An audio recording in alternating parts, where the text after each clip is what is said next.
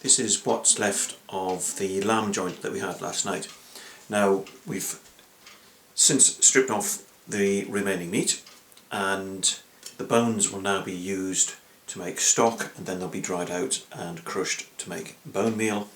The fat there will be used in a recipe for suet. I haven't decided what yet, but at some point it will be used. Now,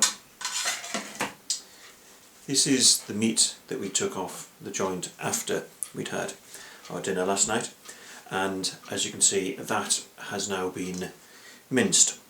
And what we're going to do now is use this to make a shepherd's pie, and one of the first jobs you need to do for that is to chop some vegetables. So we've got them here. So we've got celery, carrots, mushrooms, parsnips and onion. They've been chopped and they're now ready to be fried. The fat that's in the pan actually comes from the lamb joint itself, but we didn't want to waste it, so that goes into the pan. And we'll just let these simmer away for about 10 minutes.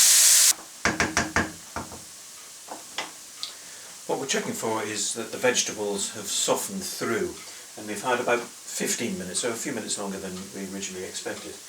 But they're now ready for the other ingredients to be added. So we're going to add in the lamb, some garlic,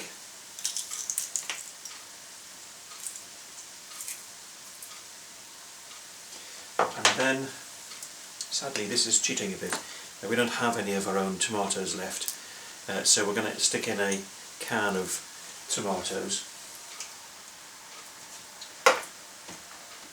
give that a stir, and then we're going to let that simmer for about 20 minutes.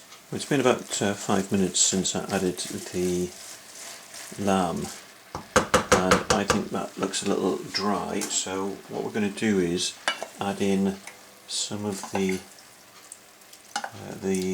gravy, which is a bit like a stock that we had with the meal last night, just to give it a bit more moisture.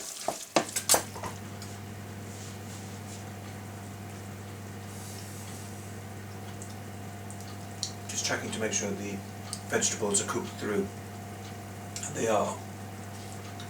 So that's now ready to go into a casserole dish.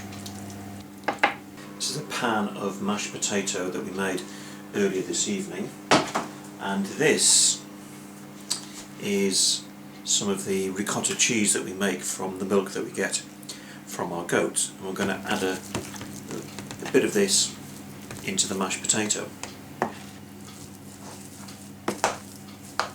The ricotta cheese and potato have now been thoroughly mixed together, so we're going to add these to the casserole dish to create the topping for the shepherd's pie. Final ingredient, bit of grated cheddar cheese. Okay, we're cheating because we don't produce this cheese ourselves. It's not one of our goat's cheeses, but we got that from the supermarket, so a little bit of that grated, sprinkled over the top, and that means the shepherd's pie is ready to go into an oven. Might be able to hear it in the background there. It's preheated to 180 degrees